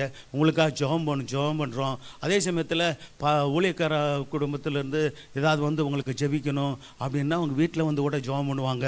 அப்படிலாம் சொல்லுங்கன்னு சொன்னாப்புல. அப்போ பாருங்கள், அந்த பிள்ளைகளையும் ஆதாயப்படுத்தி கொண்டு அந்த பெற்றோர்களையும் கர்த்தருக்கு ஆதாயப்படுத்துவதற்கு அது ஒரு வழி என்று சொன்னாங்க. அல்லேலூயா. அதை செய்ய எத்தனை பேர் ஆயத்தமாக இருக்கிறீங்க? நான் சொன்னது புரிஞ்சுதா? எத்தனை பேர் ஆயத்தம்? போய் பாருங்கள். அல்லேலூயா. மாதத்துக்கு ஒரு முறை முத மனசு வச்சு போய் பார்த்து என்ன பண்ணணும்? ஆமாம், அப்படியே நீங்கள் எங்கெங்கேயோ போகிறீங்கல்ல, வேலை நிமித்தம் போகிறீங்க, சோத்திர குடும்பத்தின் காரியத்தை போவீங்க. இப்படி போயிட்டு அந்த வீடுகள்லாம் அவங்களுக்கு தெரிஞ்சிருக்கும்ல. சோத்திரம் போயிட்டு அந்த சகோதரிமார்கள், இப்போ அவங்க தாய்மார்கள் எப்போ இருப்பாங்கன்னு பார்த்து அவங்கள்ட்ட அன்பாக பேசி, ஆமாம், போகும்போது கூட அந்த சின்ன பிள்ளைகளுக்கு சாக்லேட் வாங்கிட்டு போங்க. அதுக்கெல்லாம் யார் காசு கொடுக்குறது? அது என்ன, இப்போ எவ்வளோ செலவாரி போகுது? சோத்திரம். என்ன சாக்லேட்டு? 5 ரூபாய்க்கு ஜாக்கெட்லாம் இருக்குல்ல. என்னது 5 ஸ்டாரா? அப்படிலாம் இருக்குல்ல. அது கொண்டு ஒவ்வொரு பிள்ளைக்கு 2 பிள்ளை இருந்தால் கூட 5 10 ரூபா ஆனால் பரவாயில்லன்னு செலவு பண்ணணும். ஆத்மாக்களுக்காக செலவு பண்ணப்பட வேண்டும் அப்படின்னு இருக்குது வேதம். செலவு பண்ணணுங்க. சின்ன காரியங்களை செய்யணும். சரி. அதனால் அப்போ தேவன் ஏற்கனவே உங்களுக்கு கொடுத்த கிருபைகளை கர்த்தர் பயன்படுத்துங்க அப்படின்னு கூட சொன்னேன். சோத்திரம். அது கர்த்தருக்கு மகிமை உண்டாகட்டும். பிரதர் சோத்ரா சாமுவேல் பிறந்த சிஸ்டரும் சோதரம் அந்த பிள்ளைங்க இந்த பகுதியிலேருந்து கொஞ்சம் பிள்ளைங்க வந்தாங்க. சோதரம் முடிஞ்சால் அவங்களுக்கு சாயந்தரம் போல் அது நாங்கள் பண்ணிக்கிட்டு இருக்கிறோம் அப்படின்னு சொல்கிறாங்க. ரைட், பண்ணட்டும். சாயந்தரம் போல் அவங்க வீட்டுக்குள்ளே அவங்க ரூமில் அந்த பிள்ளைகளை வச்சு சோத்திரம் ஜபங்களை பண்ணி அவங்களுக்கு ஆண்டவரை குறித்து சொல்லி என்ன பண்ணணும், நாங்கள் சோத்திரம் தொடர்ந்து அந்த ஊழியம் கொஞ்சம் தடைபடாமல் இருக்கிறதுக்கு நாங்கள் முயற்சி பண்ணுறோன்ற மாதிரி சொன்னாங்க. சந்தோஷம், அல்லேலூயா. ஆமாம், அதே போல் ஆங்காங்கு வீடுகளில் நடக்கிற அந்த ஜபங்களில் அந்த குழந்தைகளை குறித்ததான அந்த அது என்ன குழந்தைகள் என்று சொல்லும்போது அந்த சண்டே கிளாஸ் பிள்ளைகளுடைய அந்த ஊழியத்தை குறித்ததான காரியங்களில் கவனம் செலுத்துங்க. ஹல்லேலூயா. எனக்கு இப்போ சிஸ்டர் சொன்ன அந்த சாட்சியிலேருந்து பாருங்கள், இதெல்லாம் சொன்னாங்களே இங்கே, அங்கே ஒரு வார்த்தை சொன்னாங்களான்னு கேளுங்க, மறந்துட்டாங்க. என் மனைவி தான் சொல்லக்கூடாதுன்னு நினச்சிருக்க மாட்டாங்க, சொல்ல மறந்துட்டாங்க, இங்கே வந்து சொல்லிட்டாங்க. ஹல்லேலூயா. ஆமாம், நானும் இப்போ தான் சொல்கிறேன்னு கேட்குறேன். என் மனைவி ஆனால் நல்ல ஞாபகம் அவங்களுக்கு அந்த காரியங்கள்லாம் சில சமயம் மறந்து போயிருங்க. எனக்கு கூட சில சொப்பனங்கள்லாம் வருது, ஆனாலும் கூட மறந்து போகுது. ஆண்டோட கிருபை கேட்க வேண்டியிருக்குது. ஹல்லேலூயா. ஆமாம், அப்படி பார்க்குற மாதிரி இருக்குது, மறந்து போகுது, தூக்கம் கலைஞ்சி போகுது. அப்புறம் ஆகவே கர்த்தர் நல்ல சொப்பனங்களை கர்த்தர் தருவாராக. ஹல்லேலூயா. ஆமாம், பயமுறுத்துகிற சொப்பனம் இல்லை, பிசாசு கொண்டு வர்ற சொப்பனம் இருக்குது. வேதம் சொல்லுகிறது இன்னொரு சொப்பனம் எப்படி வருதான், தொல்லையின் திரட்சினால் சொப்பனம் வருது. சொப்பனமெல்லாம் வேண்டாம், இயேசுவின் நாமத்தினால நல்ல சொப்பனங்களை கர்த்தர் நமக்கு தரட்டும். அல்லேலூயா. கர்த்தர் நல்லவர். சரி பாருங்கள், அடுத்து நீதிமொழி 22:6 அப்போ பிள்ளையானை அப்படின்னு பிள்ளையாண்டானை அப்படின்னா அது ஆண் பிள்ளைகள் பெண் பிள்ளைகளையும் சேரும். அது ஆண் சொன்ன மாதிரி இருக்குது, ஆனாலும் கூட அது பிள்ளைகளையும் குறிக்கும். ஆண் பிள்ளையும் பெண் பிள்ளையும் நடத்த வேண்டிய வயதில் சின்ன வயதிலேருந்து நடத்திட்டோம்னா முதிர் வயதில் என்ன செய்ய மாட்டாங்களா, இது தேவனுடைய வாசனை விட மாட்டாங்கங்க. இல்லை நம்ம என்ன சொல்கிறாங்க, ஒரு குறிப்பிட்ட வயது வரைக்கும் பிள்ளைங்க நல்லா வர்றாங்க, அப்புறம் ஃப்ரெண்ட்ஸுகளோடு சேர்ந்து ஒரு மாதிரி கொஞ்சம் வழிக்கு போயிடுறாங்க அப்படிலாம் மற்றும் ஒரு சிலர் சொல்கிறது பார்க்குறோம். ஆனாலும் கூட தொடர்ந்து பிள்ளைகளை கண்காணித்து புத்திமதி சொல்லிக்கிட்டே வரணும். அல்லேலூயா. பெற்றோருக்கு எப்படி பாருங்கள், சண்டே கிளாஸில் சோதரம் மற்ற ஜபங்களில் கூட பாருங்கள், உங்களை புத்திமதி சொல்கிறேன், நான் வேதவசனங்களை கொண்டு உங்களுக்கு புத்திமதி சொல்லிக்கிட்டே இருக்கிறேன். சோதரம் இதை நான் என்ன செய்யணும், நீங்கள் பிள்ளைகளுக்கு பெற்றோர்கள் சொல்லுங்கள் சொந்த குடும்பத்தில். அடுத்து இது சண்டே கிளாஸுக்கு வருகிற பிள்ளைகளுக்கு, விபிஎஸ் வர்ற பிள்ளைகளுக்கு இன்னும் நீங்கள் ஜபத்தோடு அந்த பிள்ளைகளை கிறிஸ்துக்குள்ள நடத்தணுமே. நல்ல அன்பு தெய்வத்தை, நல்ல தெய்வத்தை, உண்மை தெய்வத்தை சோத்திரம் நாம் வெளிப்படுத்துறதுல நாம் கவனம் செலுத்துவோம். ஆமென். அல்லேலூயா. கர்த்தர் சோத்திரம் உண்டாகட்டும். அடுத்து பார்த்தீங்கன்னா, பரிசுத்தாவின் வல்லமையை பெற்றுக்கொண்டு ஆவியில் அனலாக இருக்கணும். பரிசுத்தாவின் அபிஷேகத்தை பெற்றுக்கொள்ளணும். ஒன்று, ஆவியில் அனலாக இருக்கணும். அடுத்து ஆவியிலே நிரம்பி இருக்கணும். அல்லேலூயா. அப்படி வேதவசனம் சொல்லுகிறது. அப்போ என்ன நடக்கும்னா, நல்ல கவனிங்க, ஒன்று பரிசுத்தாவின் அபிஷேகத்தை பெற்றுக்கொள்ளணும், ஆவியில் அனலாக இருக்கணும். அடுத்து என்ன செய்ய சொல்லப்பட்டிருக்கிறது, ஆவியில் நிரம்பி இருக்கணும், கர்த்தருக்கு ஊழியம் செய்யணுமா. ஆமாம். அல்லேலூயா. ஆமாம், அப்படி சண்டே கிளாஸு கூட நீங்கள் ஊழியம் செய்கிற பிள்ளைங்க அபிஷேகத்தை பெற்று ஊழியம் செஞ்சிங்கன்னா உங்கள் ஊழியத்தில் நல்ல அறுவடை இருக்கும். அல்லேலூயா. நல்ல பலன் கிடைக்குங்க. சரி, பெற்றுக்கொள்ளுங்க. நான் வசனத்தின்படி சொல்கிறேன் பாருங்கள். அப்போஸ்தலர் புத்தகம் 2:17 வாசிங்க. எபேசியர் 5:18 வாசிங்க. கடைசி நாட்களிலே நான் மாம்சமான யாவர் மேலும் ஊட்டினாரா. இது எப்போ சொல்லப்பட்ட தீர்க்க தரிசனம், யோவேல் தீர்க்க தரிசன காலத்தில். ஆமாம், இது ஆண்டவராக இயேசு கிறிஸ்துக்கு இப்போ வருகிறதுக்கு முன்பாக, ஊழியம் செய்கிறதுக்கு முன்பாக 600 வருஷங்கள் 200 வருஷத்துக்கு முன்னாடி இதான் தீர்க்க தரிசிகளாம் பெரும்பாலும் இருந்தாங்க. சில பேர் 500 வருஷம், சரி 500 வருஷமே எடுத்துக்கொள்வோம். யோவேல் தீர்க்க தரிசன காலம் ஒரு 500 வருஷமாக இருக்கலாம். இப்போ ஏசியா தீர்க்க தரிசன காலம் 700 வருஷம். சரி, இப்போ சோத்திரம் அப்போ வாக்குத்தத்தம் பண்ணது அப்படியே நிறைவேறிச்சு பாருங்க. கடைசி நாட்களில் மாம்சமான யாவர் மேலும். எப்போ கடைசி காலம் ஆரம்பிச்சிருச்சு, சபை ஸ்தாபிக்கப்பட்ட அன்னையிலேருந்தே கடைசி காலம் ஆரம்பிச்சிருச்சு. அல்லேலூயா. அப்போ முதல் நூற்றாண்டில் சோத்திர சபை நாம் அப்போஸ்தலர் 2ஆம் அதிகாரத்திலே பெந்தெகோஸ்தே நாள் வந்தபோது அன்றைக்கி பலமாய் ஆவியானவர் என்ன செஞ்சார். ஆமாம், ஆண்டவர் ஏற்கனவே சொல்லியிருந்தார், நீங்கள் என்ன செய்யுங்க, ஆமாம் காத்திருங்கள், பிதாவின் வாக்குத்தத்தம் பெற காத்திருங்கள்னு சொல்லும்போது காத்திருந்தாங்க. அவர்கள் 120 பேரும் பலமாய் ஆவியானவர் அக்கினிமயமான நாவுகளோடு இறங்கி வந்தார். அல்லேலூயா. அபிஷேகித்தார், ஆட்கொண்டார், அனல் மூட்டினார். அப்போ இன்றைக்கும் அந்த ஆவியில் நிரம்பி இருக்கணும். அப்போ என்ன நடக்கும்னா, பாவம் உங்களை மேற்கொள்ளாமல் நீங்கள் ஜெயமான வாழ்க்கை வாழலாம். அல்லேலூயா. பரிசுத்த ஆவியானவர் எனக்குள்ளே உங்களுக்குள்ளே தங்கி நடத்துகிற அனுபவம் தான் பரிசுத்த ஆவியின் அபிஷேகத்தை பெற்றுக்கொள்கிறது. அல்லேலூயா. அப்போ நீங்கள் பாவத்தை ஜெயித்து ஜெயமுள்ள வாழ்க்கை வாழணும்னா பரிசுத்த ஆவியானவர் உங்களுக்குள்ளே இருந்தாருன்னா அனுதினமும் உங்களுக்கு துணை செய்து கொண்டே நடத்துவார். அல்லேலூயா. ஒரு கொஞ்சம் வழி தடுமாறும் போதும், மகனே மகளே நீ போகிற பார்த்த சரியில்லை, உன்னை சரி பண்ணிக்கொள், நீ என்ன பண்ணது, இந்த வழி உனக்கு தவறான வழி எனக்கு சுட்டி காட்டுவாருங்க. அபிஷேகம் பெற்றிருந்தால் தான் இந்த அனுபவம் வரும். நான் விசுவாசியாக இருந்த காலத்திலேருந்து இந்த அனுபவத்தை நான் அறிஞ்சிருக்கிறேன். காத்துக்கொள்ள முடியும், அறிந்து கொள்ள முடியும் இந்த காரியங்களை. கர்த்தர் சோத்திரம். பாவம் உங்களை அணுகாமல் இருக்கணும்னா சோத்திரம் பாருங்கள், வேதம் சொல்லி பாருங்களேன், தேவனால் பிறந்தவன் எவனும் பாவம் செய்யான். சோத்திரம். தேவனுடைய வித்து அவனுக்குள் தரித்திருக்கிறது. ஒன்று, பரிசுத்த ஆவியார் நமக்குள் இருந்தால் பாவம் செய்யாமல் நம்ம ஜெயமுள்ள வாழ்க்கை வாழலாம். இன்னும் அது தேவனுடைய வித்தாகிய வசனம் நமக்குள்ளே தரித்திருக்கணும். நல்லா கவனிங்க பிள்ளைங்களா. தேவனுடைய வித்தாகிய வசனம் என்ன செய்யணும், நமக்குள்ளே அதிகமாக நீங்கள் வாசித்து தியானித்து உள்ளக்குள்ளே இருந்துச்சுன்னா பாவம் செய்ய முடியாது. சொல்லுங்களேன், பாவம் செய்ய முடியாது என்னால். சோத்திரம். புரியுதா உங்களுக்கு? உண்மை, சத்தியம். இது ஊழியர்களுக்கும் உள்ளது உண்மை, இது விசுவாசிகளுக்கும் உள்ள இந்த வார்த்தை. ஆகவே ஊழியர்களும் ஜெயமாய் வாழ்வதற்கு கர்த்தருடைய வசனமும் தேவை, பரிசுத்த ஆவியானுடைய துணை தேவை. விசுவாசிகள் நீங்களும் பரிசுத்தமாய் வாழ்வதற்கு கர்த்தர் சோத்திரமுடைய பரிசுத்த ஆவியின் அபிஷேகமும் தேவனுடைய வசனமும் நமக்குள் இருப்பது அவசியம். ஆமென். அல்லேலூயா. புரியுதா உங்களுக்கு? ஆமாம். அதனால ஜெபத்தில் நல்லா தரித்திருக்கணும். 1 மணி நேரம் ஒதுக்குங்க. சோத்திரம்.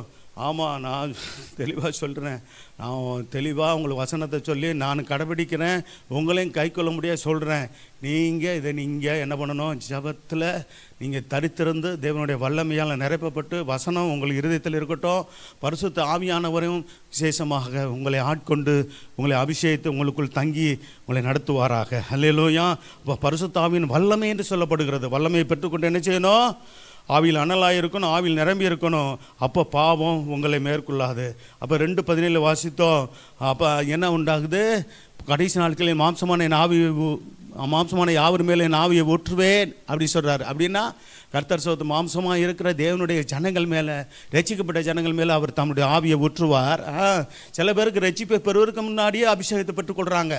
சோத்திரம். அப்படி பெற்றுக்கொண்டவர்கள் எங்கள் குடும்பத்தில் பிள்ளைகள் 3 பேரும் பெற்றுக்கொண்டார்கள் என்று நான் சாட்சி சொல்லியிருக்கிறேன். இப்போ நேரம் இல்லை. சரி, வாசிக்கலாம். உங்கள் குமாரரும் விசுவாசிகளாய் உங்களுடைய குமாரன் குமாரத்திகள் கூட என்ன பண்ணணும், கர்த்தருக்குள்ள இந்த அனுபவத்துக்குள்ளே வளர வளர தீர்க்க தரிசனம் சொல்ல முடியும். சோத்திரம். அப்போ அந்நிய பாஷை பேசி தீர்க்க தரிசனம் சொல்கிறது ஒரு விதமான ஒரு வரம் தான். சரி, வாசிக்கலாம். வாலிபர் தரிசனங்களை அடையிறீங்களா வாலிபர்களே?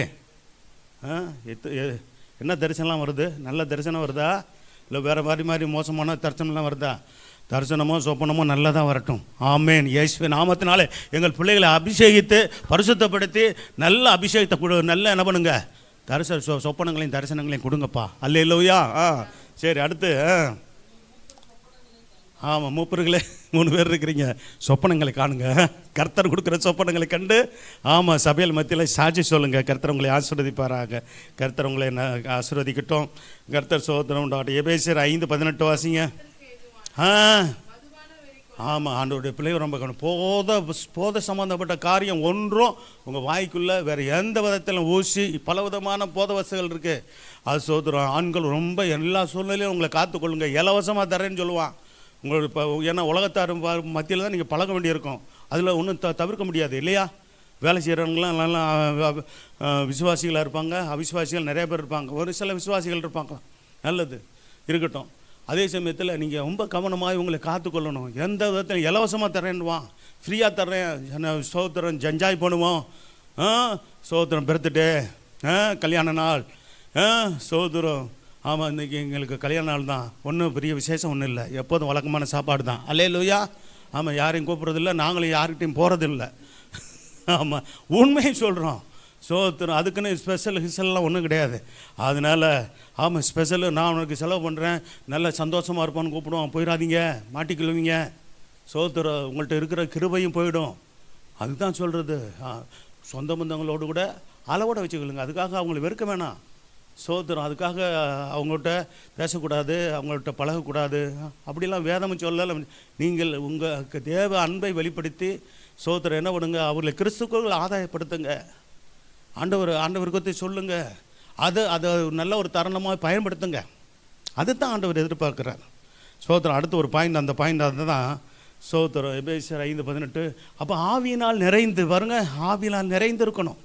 ஆவியினால் நிறைந்திருக்கணும். அபிஷேகம் பெற்ற பிற்பாடு ஜெபத்தில் நீங்கள் என்ன பண்ணணும், அந்நிய பாஷை பேசணும். இப்போ வெள்ளிக்கிழமைனா பாருங்கள், நான் முக்கியமாக சோதரம் நல்ல அந்நிய பாஷை பேசி ஒரு 1/2 மணி நேரம் நல்ல அபிஷேகத்தில் கொண்டு போகிறேன். சோதர ஜபத்தை கொண்டு போகிறேன். சோதரம் அது பிறகு தான் இப்போ கருத்தாக ஜபிக்கிறேன். சில ஜபக்கு ஒரு பிளவதி ஜபிக்கிறோம். ஒரு 2 மணி நேரம் அந்த ஜபத்தில் இருக்கிறோம். சோதரம் சரி ரைட். அடுத்து பார்த்தீங்கன்னா 1 தெசலோனிக்கேயர் 5:19 வாசிங்க. என்ன செய்யக்கூடாதுங்க? ஆவியை, எந்த ஆவியை? பரிசுத்த ஆவியானவர் அவித்து போட முடியும். அனல் மூட்டிக்கிட்டே இருக்கலைன்னா பரிசுத்த ஆவியனுடைய அனல் தணிஞ்சு போயிடும். நல்லா கவனிங்க, அவித்து போடாதீர்கள் வேதம் சொல்லுகிறது. அபிஷேகம் பெற்றவங்க அபிஷேகத்தை காத்துக்கொள்கிறது தான் அவித்து போடாமல் இருப்பது. அபிஷேகம் பெறாதவங்க அபிஷேகத்தை பெற்றுக்கொண்டு அதில் கர்த்தருக்குள்ளே நீங்கள் வளரணும். அவித்து போடாதீர்கள் அப்படின்னு இருக்கா. அடுத்து ரோமர் 12:11 வாசிங்க. என்ன செய்யணுமா? இது முக்கியமானது. அசதியாக இராமல். ஆமாம், அசதியாக நம்ம இருந்துடக்கூடாது. அசதினா சரீர அசதி வேற, நம்ம ஆவிக்குரிய வாழ்க்கையில் அசதி வரக்கூடாது. அசட்டத்தனம் நம்ம வந்துடக்கூடாது. நமக்கு எனக்கு வரக்கூடாது, உங்கள்கிட்ட வரக்கூடாது. அசதியாக இராமல் எப்படி இருக்கணும்? கர்த்தருடைய காரியங்களை ஜாக்கிரதையாக இருக்கணும். நம்ம அடுத்து என்ன செய்யணும்? ஆவியில, ஆமாம், ஆவியிலே அனலாக இருக்கணும். வேதம் சொல்லுது பார்த்தீங்களா, கர்த்தருக்கு ஆவியில் பாருங்க, அசதியாக இருக்கக்கூடாது, ஜாக்கிரதையாக இருக்கணும், ஆவியில் அனலாக இருக்கணும். அடுத்து தான் வேதம் சொல்லுது கர்த்தருக்கு ஊழியம் செய்யணும். பாருங்க, கர்த்தருடைய பிள்ளை ஊழியம் செஞ்சீங்க. சோதரம் விபிஎஸ் சமயங்களை ஊழியம் செய்கிறீங்க, சண்டே கிளாஸ் சமயங்களை ஊழியம் செய்கிறீங்க, பழைய பிள்ளைகளாக செய்கிறீங்க. நல்லது. இதை தொடர்ந்து உற்சாகமாக இன்னும் செய்யுங்க. அல்லேலூயா. நீங்கள் யாருக்கு செய்கிறீங்க? சோதரம் சபையினுடைய ஊழியக்காரருக்கல்ல, பாஸ்டருக்கோ பாஸ்டம்மாவுக்கோ அல்ல, கர்த்தருக்கு செய்கிறீங்க. அல்லேலூயா. அந்த உணர்வோடு எப்போதும் நான் ஆண்டவருக்கு செய்கிறேன், என்னை உண்டாக்கின தெய்வத்துக்காக செய்கிறேன். சோதரன் தேவனை அறியாத ஜனங்கள் தேவனை அறிந்து கொள்ள முடியாது இந்த ஊழியத்தை செய்கிறேன் என்ற உணர்வோடு செய்யுங்க. உங்களுக்கு அதற்கேற்ற பிரதிபலனை நிச்சயமாய் கர்த்தர் தருவார். அல்லேலூயா. கர்த்தர். அடுத்து உலக நண்பர்களோடு வீண் பேச்சுகளுக்கு இடம் கொடாமல் ரட்சிப்பையும் சாட்சியையும் அறிவிங்கள். பெற்ற ரட்சிப்பையும் சாட்சியையும் கர்த்தர் செய்த நன்மைகளை அறிவிக்கணும். கர்த்தர் சோத்திரம் உண்டாகட்டும். பாருங்கள், வாசிக்கலாம். சங்கீதம் 40ஆம் அதிகாரம் 10ஆம் வசனம்.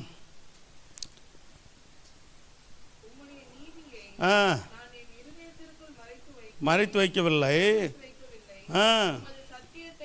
பார்த்தீங்களா, யார்? தாவீது சொல்கிறார் பாருங்க. தாவீது, ஆண்டவரே உம்முடைய நீதியை நான் என் இருதயத்தில் மறைத்து வைக்கவில்லை. அடுத்து உமது சத்தியத்தை சொல்லியிருக்கிறேன், உம்முடைய நீதியை சொல்லியிருக்கிறேன், உம்முடைய சத்தியத்தை சொல்லியிருக்கிறேன், உம்முடைய ரட்சிப்பை நீங்கள் சொல்லியிருக்கிறீங்களா?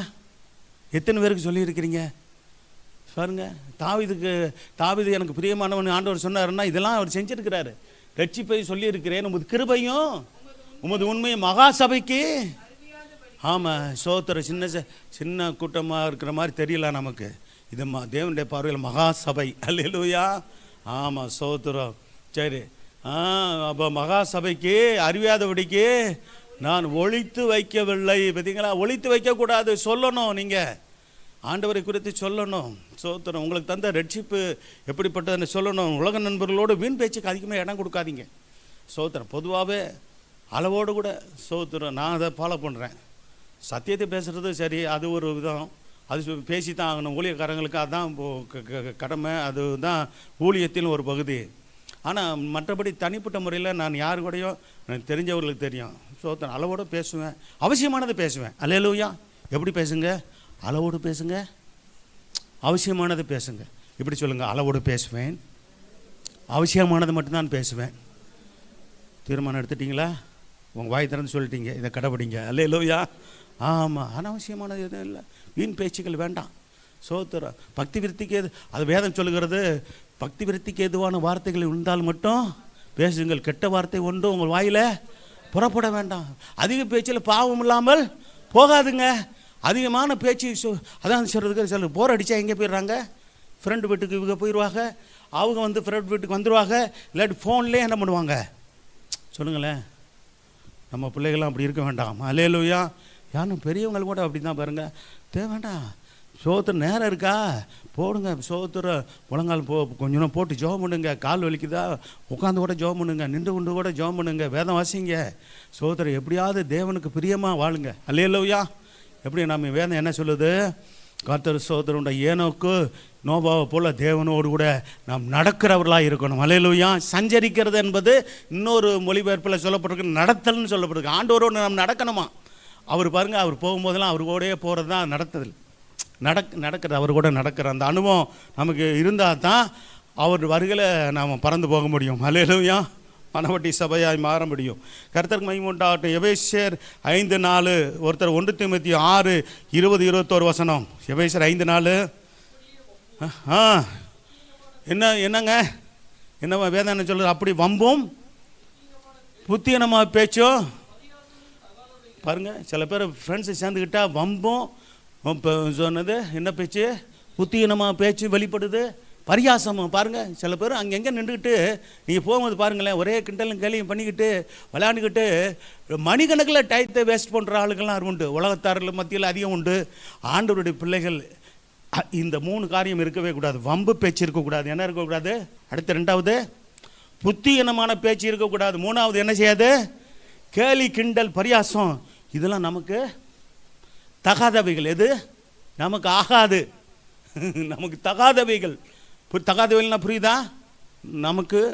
ஆமாம், ஆண்டோடைய பிள்ளைகளுக்கு இதை சோத்திரம் இருக்கவே கூடாதுன்னு அர்த்தம். அடுத்து எது தான் தகும்? சோத்திரம் செய்தலே தகும். அடிக்கடி சொல்லி கொடுக்குறேன், நல்லா சோத்திரம் பண்ணுங்க அடிக்கடி. எங்கள் வீட்டில் நான் சொல்கிறது தான், போகும்போதும் வரும்போதும் கூட சோத்திரம் எப்போதும் நல்லா சோத்திரம் பண்ணுங்கன்னு வீட்லேயும் சொல்லிக்கிட்டே இருப்பேன். நான் செய்கிறேன். ஸ்தோத்திரம் ஸ்தோத்திரம் ஏசப்பா ஸ்தோத்திரம்னு சொல்லிட்டு ஆமாம் ஒவ்வொரு காரியங்களுக்காக. அப்போ அந்த ஸ்தோத்திரன்றது அது பெரிய ஒரு ஆயுதங்க. அல்லேலூயா. ஸ்தோத்திரம் செய்தலே தகும்னு வேதம். ஏன்னா பரிசுத்தவான்கள்லாம் இப்படி அதிகமாக ஸ்தோத்திரம் செய்து பழகினதுனால அவங்க ஜீவியத்தில் ஸ்தோத்திரம் எப்போதுமே அவர்கள் மனரம்பியமாக இருக்க கற்றுக்கொண்டார்கள். அல்லேலூயா. கர்த்தர் ஸ்தோத்திரம் உண்டாகட்டும். கர்த்தர் நல்லவர். அப்போ 1 தீமோத்தேயு 6:20-21 தீமோத்தேயுவே காத்துக்கொண்டு என்னெல்லாம் ஒப்புவிக்கப்பட்டிருப்பார், முதல் ரட்சிப்பை பெற்றிருப்பார், அபிஷேகம் பெற்றிருப்பார், ஊழியம் பெற்றிருக்கிறாரு, இதெல்லாம் காத்துக்கொள்ளுன்னு சொல்கிறாரு அப்போஸ்தலன் பவுல். பரிசுத்த வாழ்க்கையை கொடுத்துருக்கிறாரு, சாட்சியுள்ள வாழ்க்கையை கொடுத்துருக்காரு. எல்லாம் காத்துக்கொள்ளுப்பா. காத்துக்கொண்டு சீர்கேடான என்னது வீண் பேச்சு என்ன செய்யுங்க? நல்ல கவனிங்க. வேதம் என்ன சொல்லுது? சீர்கேடான காரியங்களை செஞ்சு விட்டுரும். சீர்கேடான வீண் பேச்சுகளுக்கும் இந்த நீங்கள் இதெல்லாம் நோட் பண்ணி நீங்கள் இதை கடைபிடிச்சிட்டிங்க, நீங்கள் உங்கள் வாழ்க்கையில் ஆவிக்குரிய ஜீவியத்தில் பெரும்பகுதியை நீங்கள் ஜெயிச்சிருவீங்க. நான் ஓப்பனாக சொல்கிறேன். வீண்க பாருங்கள். வேதம் சொல்லுகிறது சோத்திரம் மூத்த ஊழியர் எல்லாம் ஊழியருக்கு ஆலோசனை சொல்கிறாரு. தீமோத்தேயுவே இதை கடைப்பிடிப்பா, என் ஆவிக்குரிய மகனே இதை கடைப்பிடின்றாரு. உன்னிடத்தில் ஒப்புவிக்கப்பட்டது நீ காத்துக்கொள். 2வது சீர்கேடான வீண் பேச்சுகளுக்கு விலகியது. அடுத்து ஞானம் என்று பொய்யாய் பெயர் பெற்றிருக்கிற கொள்கையின் விபரீதங்களுக்கு சோத்திரம். ஆண்டவர் சொல்கிறத தான் சொல்கிறேன். அடுத்து 21 வாசிங்க. எதெல்லாம் பாராட்டி ஏற்கனவே சொன்னது 20 சொல்கிறத பாராட்டி அது விசுவாசத்தை விட்டு என்ன செஞ்சாங்க? வலிவு போனார்கள். கிருபையானது உன்னோடு கூட இருப்பதாக. ஆமேன். ஹல்லேலூயா. கிருபையானது என்ன செய்யணும்? ஆமாம், நம்மோடு உங்களோடு இருக்கணும். விசுவாசத்தை விட்டு வழியை போயிடுவாங்க. ஏற்கனவே 20 சொல்லப்பட்டபடி நடந்தாங்கன்னா 20 மறுபடியும் போதுப்பா இந்த விசுவாசத்தை விட்டு விலகிடுவாங்கன்னு சொல்லப்பட்டிருக்கிறது. கிருபை உனக்கு இருக்குது, அது காத்துக்கொள். என்னது? சோத்திரம் உன்னிடத்தில் ஒப்புவிக்கப்பட்டது நீ காத்துக்கொள்ளணும். முக்கியமாக 2வது சீர்காடான வீண் பேச்சுகளுக்கு விலகி இருக்கணும். ஞானம் என்று பொய்யாய் பெயர் பெற்று இருக்கிற கொள்கையின் விபரீதங்களுக்கு என்ன செய்யணும்? விலகிடணும். ஆமாம், ஊழியர்களை விளைகிறணும், விசுவாசிகளை விளைகிறணும். இதெல்லாம் பாருங்கள் கொள்கை. அவரோட கொள்கை இப்படி, இவருடைய கொள்கை இப்படி, இவர் வந்தால் ஆமாம் சோத்திரம், ஆமாம் அப்படி பண்ணிடுவார், இப்படி பண்ணிடுவார். ஆமாம், ஒன்றும் பண்ணிட முடியாது. சோத்திரம் உலகத்தில் சகலத்தையும் தேவன் தான் என்ன செய்கிறாரு? கடவுள் தான் சோத்திரன் எல்லாவற்ற காரியங்களையும் பார்த்து கொண்டு இருக்கிறார். அதனால் அவர்கிட்ட நமக்கு உண்மையாக இருப்போம். சோத்திரம் மண்ணான மனுஷனை நம்ப வேணாம். அல்லேலூயா. கர்த்தர் சோத்திரம் உண்டாகட்டும். சரி, அடுத்து பார்த்தீங்கன்னா உங்கள் வாழ்க்கை உயர என்ன செய்யணும்? ஆசீர்வதிக்கப்பட ஞாயிறு ஆராதனைகளை தவறாமல் கலந்து கொள்ளணும். சீக்கிரம் நான் போகிறேன். குறித்த நேரத்துக்குள் சபைக்கு ஆராதனைக்கு வர நீங்கள் உங்களை என்ன பண்ணுங்க, முழுமையாக நீங்கள் ஜெபத்தில் கலந்து கொண்டீங்கன்னா முழுமையான ஆசீர்வாதத்தை பெற்றுக்கொள்வீங்க. அல்லேலூயா. கர்த்தர் ஸ்தோத்திரம். ஏசாயா 58:13, எபிரெயர் 10:25 வாசிங்க. பரிசுத்த ஓய்வு நாளாகிய ஓய்வு நாளிலே உங்களுக்கு இஷ்டமானதை செய்யாதபடிக்கு என்ன, இந்த பரிசுத்த நாளில் நம்ம ஆராதனை நாளில், இந்த ஆசீர்வதிக்கப்பட்ட நாளில் நம்ம என்ன செய்யக்கூடாது? இஷ்டமானதை நமக்கு செய்யக்கூடாது. நம்முடைய காலை அதுக்கு விளக்கணும். நம்முடைய வழிகளின்படி நடவாமலும், நமக்கு இஷ்டமானதை செய்யாதபடி செய்யக்கூடாது. அது 2 தடவை வருது பாருங்கள் அந்த வார்த்தையை. இஷ்டப்படி சில பேர் செஞ்சிடறாங்க. ஞாயிற்றுக்கிழமை தான் அன்றைக்கி என்ன பண்ணுவாங்க? கல்யாணம், விசேஷம், ஃபங்க்ஷனு இதெல்லாம் வைப்பாங்க. அதெல்லாம் அந்த தேவனுக்கு ஆகாது, நல்லதில்லை. அல்லேலூயா. சரி, சோத்திரம். மற்ற நாளில் வைத்துக்கொள்ளுங்க. திங்கள்லேருந்து சனிக்கிழமைக்குள்ளே நீங்கள் வைத்துக்கொள்ளுங்க. ஓய்வு நாளை மனம நிகழ்ச்சியின் நாளென்றும் கர்த்தருடைய பரிசுத்த நாள் என்ன செய்யணுமா? மகிமையுள்ள நாள்னு சொல்லி அதை மகிமையாக எண்ணும்போது என்ன ஆசீர்வாதம் வரும்? அடுத்த வசனம், இருப்பாய் பூமியின் உயர்ந்த இடங்களில் பாருங்கள். அப்படியே வசனத்தின்படி கர்த்தருடைய விருப்பத்தின்படி நாம் நடப்போம்னால் நமக்கு உயர்வு உண்டு, மனமகிழ்ச்சி. பூமியின் உயர்ந்த இடங்களில் நம்ம ஏறி இருக்க பண்ணி என்ன செய்வாராம்? உன் தகப்பனாய் யாக்கோபுடைய சுதந்திரத்தால் உன்னை போஷிப்பேன் கர்த்தரோட வாய் இதை சொல்லிட்டு, இதை இஸ்ரவேலர்களுக்கு மட்டுமில்ல, ஆவிக்குரிய இஸ்ரவேலர்களாகிய நமக்கும் இது உரியது. அல்லேலூயா. அடுத்து யார் இடத்திலும் கடன் படாதிருங்கள். நல்ல கவனிங்க, முக்கியமானது. கடனோடு வருகையில் எடுத்துக்கொள்ளப்பட முடியாது. சத்தியத்தை சொல்லிடுறேன். இது உங்களுக்கு இது வரைக்கும் சொல்லாமல் இருந்தாலும் இது ஒரு அருமையான ஒரு நல்ல ஒரு ஆலோசனை உள்ள வேத பகுதி. சோத்திரம். அதுக்கு தான் இது சொல்லப்பட்டிருக்கிறது. ஆகவே இதுவரை கடன் வாங்கியிருந்தால் கொடுத்து முடிக்க தீர்மானிங்க. இனிமேல் கடன் வாங்காமல் ஒரு தொழிலை செய்கிறதா இருந்தாலும், வியாபாரம் செய்கிறதா இருந்தாலும், வேலை செய்கிறதா இருந்தாலும், பிள்ளைகளோட படிப்பு காரியங்களோ, திருமண காரியங்களோ எல்லாமே சோத்திரம் உங்களுடைய நிலைமைக்கு தக்கதாக செய்ய சோத்திரம் நீங்கள் பிரயாசப்படுங்க. அல்லேலூயா. ஆமாம், சோத்திரம். அப்போ யார் இடத்திலும் கடன் படக்கூடாது. கடனோடு வருகையில் எடுத்துக்கொள்ள முடியாது என்று வேதம் சொல்லுகிறது. உங்களுடைய தேவைக்காக என்ன செய்யணும்? தேவனையே நோக்கி பாருங்கள். அல்லேலூயா. நம்முடைய தேவைகளுக்காக யாரை நோக்கி பார்க்கணும்? மனுஷரை நோக்கி இல்லை, கர்த்தரை நோக்கி பார்க்கணும். சரிங்களா? உபாகமம் 15:6, ரோமர் 13:8 வாசிங்க. உபாகமம் 2 வசனம் கொடுக்குறேன். நிறைய வசனம் இது சம்மந்தமான வசனங்கள் இப்போ அதிகமாக இருந்தாலும் 2 வசனம் தான் கொடுக்குறேன். 2 வசனம் மட்டும் கொடுக்குறேன், வாசிக்கலாம். இன்னும் ஒரு 2-3 காரியங்களை பார்த்து முடிச்சிடலாம். வாசிக்கலாம். உன் தேவனாகிய கர்த்தர் உனக்கு சொன்னபடி உன்னை ஆசீர்வதிப்பதினால், அப்போ கர்த்தர் சொன்னபடி நம்மை ஆசீர்வதிப்பார். அப்போ உன் தேவனாகிய கர்த்தர் உனக்கு சொன்னபடி உன்னை ஆசீர்வதிப்பதினால் நீ அநேக ஜாதிகளுக்கு கடன் கொடுப்பாய். நீயோ கடன் வாங்குவதில்லை. அப்போனா நம்ம மற்றவர்களுக்கு உதவி செய்வோம், நாம் மற்றவர்கள்ட்ட எதிர்பார்த்துருக்க மாட்டோம்ன்ற ஒரு அர்த்தம். அதனுடைய அர்த்தம் கடன்னா வட்டிக்கு கொடுக்கறது, அது சோத்திரம், அது வேதம் தடை செய்கிறது.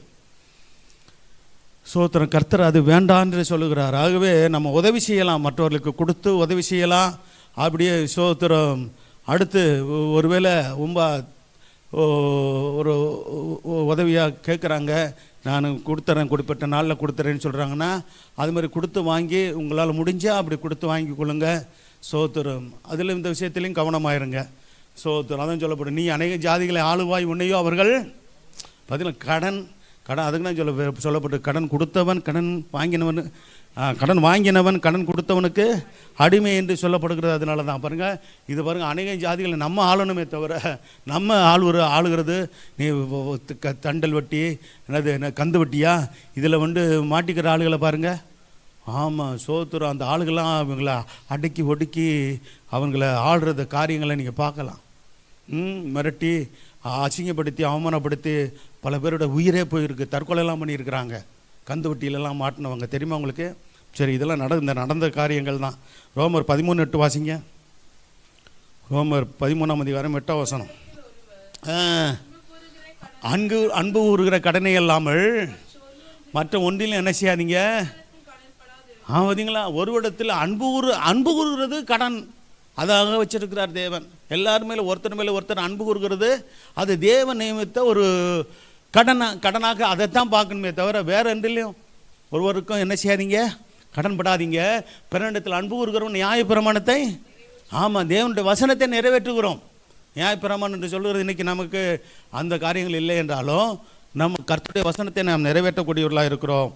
கர்த்தர் சோத்திரம். அடுத்து நீங்கள் பார்த்தீங்கன்னா கர்த்தர் சோத்திரம், உங்கள் பொருளாதார வாழ்க்கை உயர தேவன் உங்களை ஆசீர்வதிக்க உங்கள் வருமானத்தில் தசம பாகத்தை 10% தேவனுக்கு செலுத்துங்கள் என்று வேதம் சொல்லுகிறது. மல்கியா 3:10, நீதிமொழிகள் 3:10, 2 வசனம் மட்டும் வரைக்கும் இன்னும் வசனங்கள் இருக்குது. என் ஆலயத்தில் உண்டாயிருக்கும்படி தசம பாகங்களை எல்லாம், ஆமாம் தசம பாகன்று சொல்லும்போது அது சோத்திர ஒருமையில் சொல்லப்படாமல் பன்மையில் சொல்லப்பட்டிருக்கிறது. ஏன்னா ஒரு குடும்பத்தில் 2 பேர் வேலை செய்கிறாங்க, வருமானம் வருதுன்னா 2 பேரும் தசமபாகம் செலுத்தணும் என்பது இதனுடைய அர்த்தம். எத்தனை பேர் வேலை செஞ்சாலும் அத்தனை பேர் தசமபாகம் செலுத்த வேண்டியது அவசியம் என்பது தேவனுடைய நியமனம். அப்படி செய்யும்போது 10ல் 1 ஒரு பகுதியை கொடுத்தாங்க சொல்கிறாரு. நீங்கள் 9 பகுதி உங்களுக்குன்னு வச்சுக்கல சொல்கிறாரு.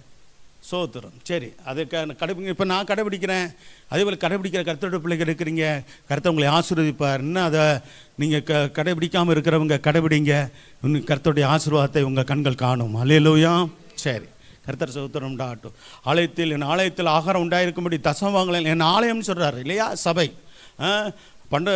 தசமபாகங்களை பண்டசாலையில் கொண்டு வருங்கள், அப்பொழுது நான் வானத்தின் பலகடியில் திறந்து இடங்களால் போக மட்டும் உங்கள் மேல் ஆசீர்வாதத்தை வரிசிக்க மாட்டான் என்று, அதனால் என்னை சோதித்து பாருங்கள். இந்த ஒரு விஷயத்தில் சோதித்து பார்க்க முடியும்.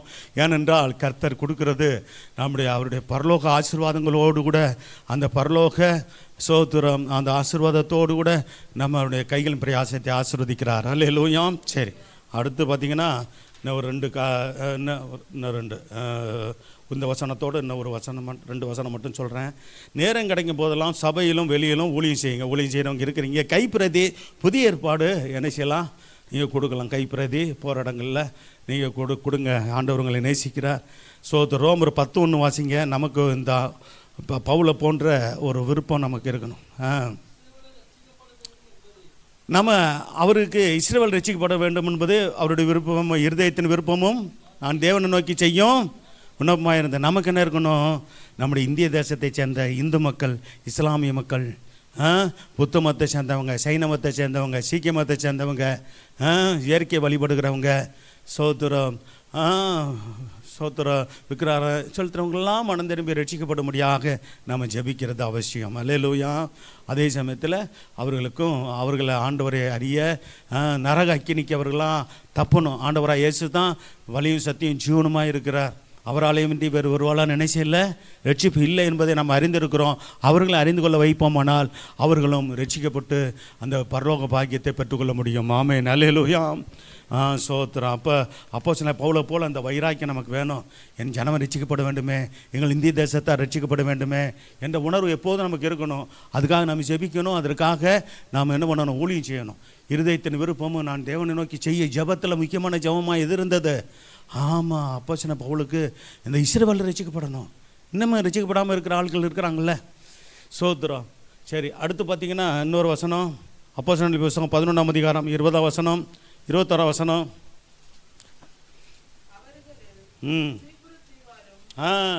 பட்டணத்தார் சிலர் அந்தியோக்கியா பட்டணத்துக்கு வந்து என்ன செஞ்சாங்க, கர்த்தராகிய இயேசு கிறிஸ்து குறித்து என்ன செஞ்சாங்க, பாப்பா சுவிசேஷம் அறிவித்தாங்கன்னு, பிரசங்கித்தாங்கன்ற இடத்துல சுவிசேஷம் அறிவித்தாங்கன்னு சொல்லி அதை எடுத்துக்கொள்ளுங்களேன். அடுத்த வசனம். அப்படி நடந்ததுனால என்ன ஆச்சுன்னா, கர்த்தருடைய கரம் உங்களோடு இருக்கணும்னா சுவிசேஷம் அறிவிங்க. அல்லேலூயா. அவன் ட்ராக்ஸ் கொடுங்க, கர்த்தருடைய கரம் உங்களோடு இருக்கும். சொல்ல போகிறீங்களா? அப்போ என்ன செஞ்சு அநேக ஜனங்கள் விசுவாசிகளாகி கர்த்தரிடத்தில் திரும்பினார்கள். அதான் நேற்றுக்கு போன வாரம் அது முக்கியமாக அதை பற்றி பண்ண. கர்த்தரிடத்தில் சேர்க்கப்படணும், கர்த்தரிடத்தில் நம்ம திருப்பணும். அல்லேலூயா. கர்த்தரிடத்தில் திரும்ப பண்ணுகிற வேலையை நம்ம தான் செய்யணும். சரி, கர்த்தர் ஸ்தோத்திரம் உண்டாகட்டும். அடுத்து 9வது பாயிண்ட், கர்த்தரை அதிகமாக நேசியுங்கள், அவரையே சார்ந்திருங்கள், அவரே மகிமைப்படுத்துங்கள். ஸ்தோத்திரம் உண்டாகட்டும், அவரை ஸ்தோத்திரியுங்கள். அப்போ ஸ்தோத்திரிக்காதவர்களுக்கு இருதயம் இருள் அடையும் என்று வேதம் சொல்கிறதா. கர்த்தர் ஸ்தோத்திரம் உண்டாகட்டும். ரோமர் 1:21 வாசிக்கலாம் பாருங்க. மறுபடியும் இந்த ஸ்தோத்திரத்தை குறித்து முக்கியமாக வேதம் முழுவதும் சொல்லப்பட்டிருக்கிற பாருங்க. தானியேல் ஜெபம் பண்ணி ஸ்தோத்திரம் பண்ணி நான் வாசித்தோம் இல்லையா, வாசிக்கலாம். அவர்கள் தேவனை அறிந்தோம் பாருங்க. அப்படி நம்ம தேவனை, இங்கே இருக்கிற யாருமே தேவனை அறியாதவர்கள் இல்லை, எல்லாம் தேவனை அறிந்திருக்கிறோம்.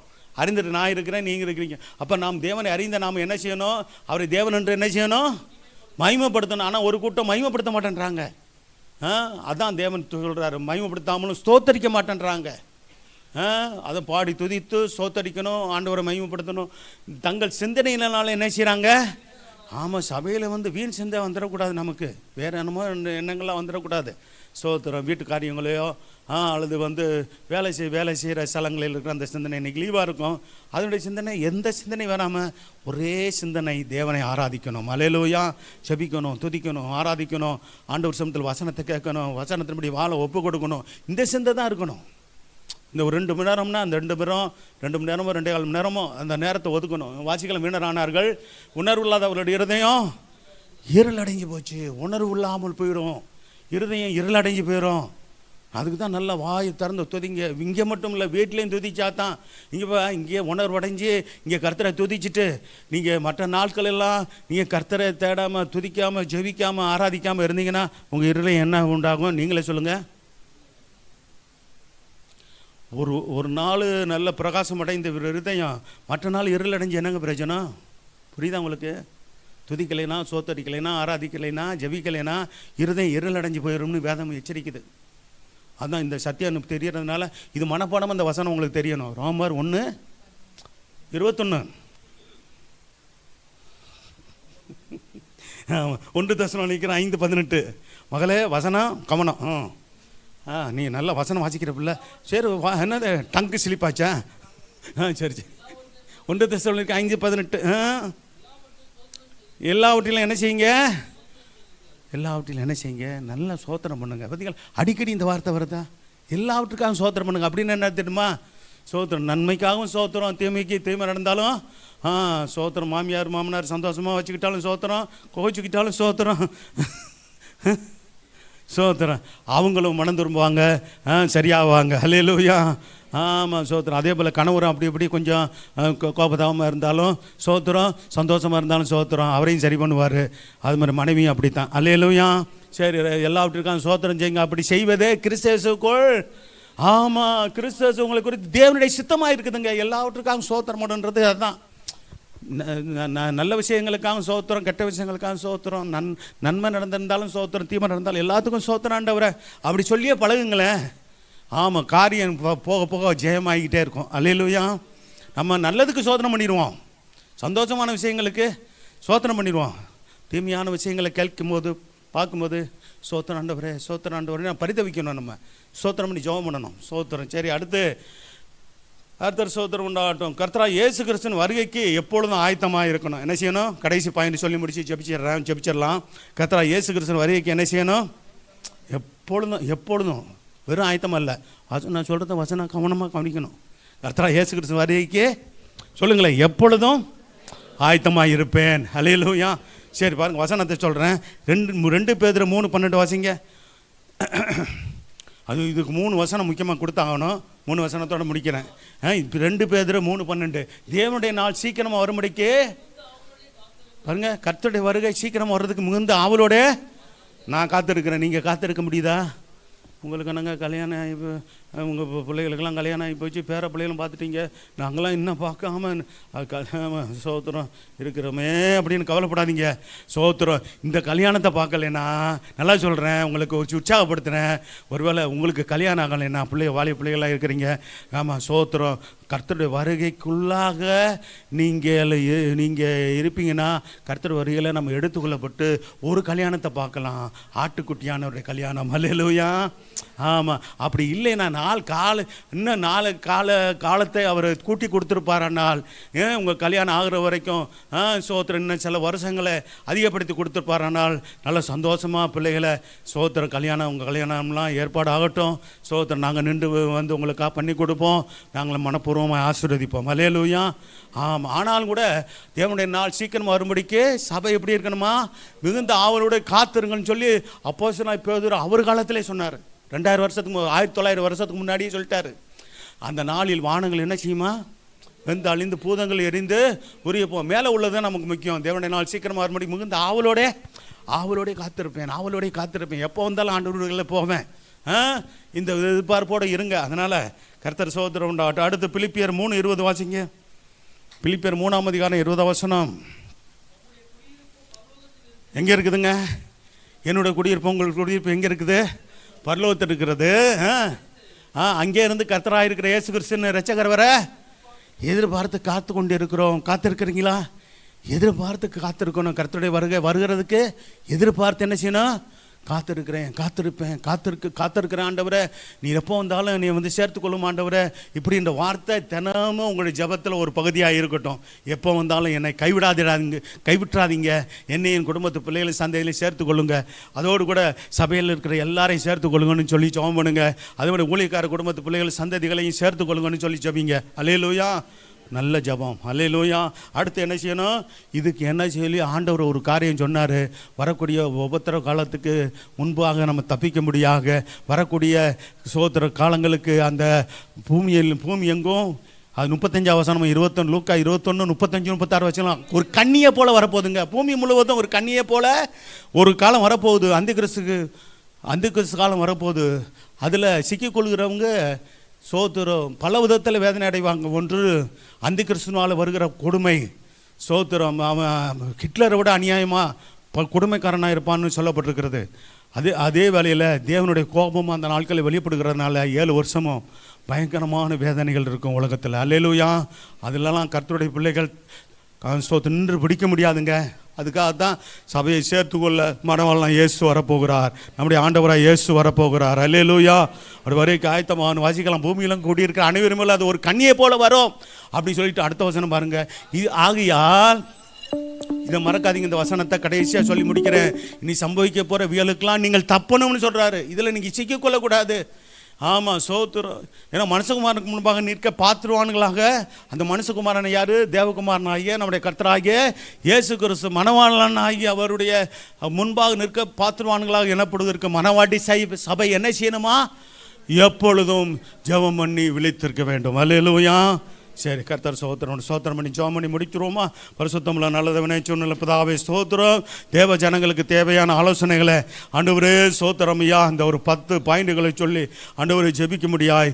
ஆண்டவரே, இந்த கடைசி காலத்துடைய அவசியமான காரியங்களை, சபைக்கு வேண்டிய காரியங்களை நீர் மறைக்காமல் போதித்து உடைய பிள்ளைகளுக்கு ஆலோசனை கொடுத்து நடத்துகிற தேவனாய் இருக்கிறேன். இதன்படி நடக்க உடைய பிள்ளைகளை பலப்படுத்துங்கப்பா.